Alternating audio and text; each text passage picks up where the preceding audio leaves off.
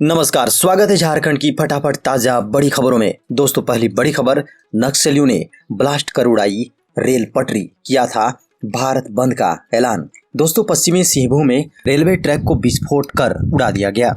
जानकारी के अनुसार ये काम नक्सलियों का है। नक्सलियों ने शनिवार को पोस्टर लगाकर भारत बंद का ऐलान किया था।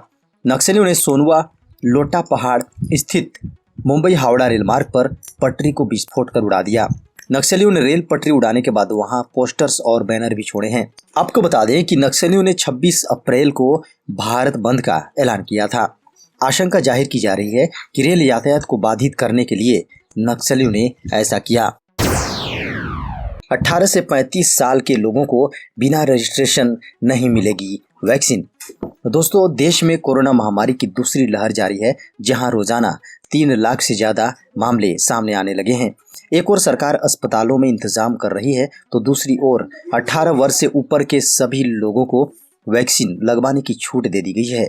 इसके तहत 1 मई से टीकाकरण अभियान का नया चरण शुरू होगा। इसको लेकर सरकार ने गाइडलाइन जारी कर दी है।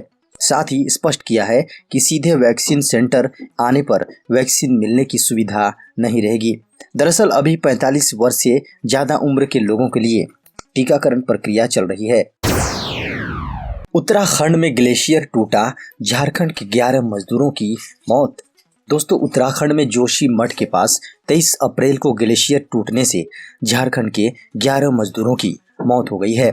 7 घायल बताए गए हैं। घायलों में 5 मजदूरों का इलाज जोशी मठ और 2 का देहरादून में इलाज चल रहा है।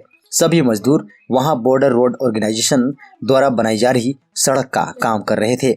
चमोली के जिलाधिकारी ने 25 अप्रैल को झारखंड के आपदा प्रबंधन सचिव को इसकी सूचना दी थी। DGP Neeraj Sinha Medica hospital में हुए एडमिट, पत्नी भी भर्ती। दोस्तों, झारखंड के डीजीपी नीरज सिन्हा को रांची में मेडिका हॉस्पिटल में भर्ती किया गया। वो कोरोना संक्रमित पाए गए हैं। संक्रमित होने के 7 दिन बाद उनको अस्पताल में एडमिट किया गया। आपको बता दें कि उनकी पत्नी को भी एडमिट किया गया है। डीजीपी 19 अप्रैल को संक्रमित हुए थे। डॉक्टरों का कहना है कि वह ठीक हैं। मद्रास हाईकोर्ट ने कहा, कोरोना की दूसरी लहर के लिए चुनाव आयोग जिम्मेदार, अधिकारियों पर लगे हत्या का आरोप। दोस्तों, भारत में कोरोना की दूसरी लहर बेकाबू हो चली है। रोजाना 3.5 लाख से ज्यादा नए कोरोना संक्रमित मरीज मिल रहे हैं। रोजाना मौत का आंकड़ा 3000 तक पहुंचने लगा है। ऐसे में मद्रास हाईकोर्ट ने एक याचिका पर सुनवाई करते हुए चुनाव आयोग पर तल्ख टिप्पणी की है। कोर्ट ने कहा कि भारत में कोरोना की दूसरी लहर के लिए केवल और केवल चुनाव आयोग जिम्मेदार हैं। चीफ जस्टिस संजीव बनर्जी ने कहा, चुनाव आयोग के अधिकारियों पर हत्या का आरोप लगना चाहिए। मद्रास हाईकोर्ट के मुख्य न्यायाधीश संजीव बनर्जी ने कोरोना महामारी के बीच चुनावी रैलियों की इजाजत देने के लिए चुनाव आयोग की तीखी आलोचना की।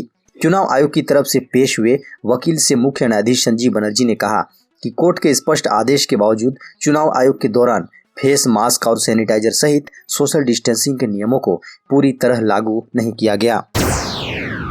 पंजाब, राजस्थान समेत 4 राज्य बोले 1 मई से नहीं शुरू कर पाएंगे वैक्सीनेशन।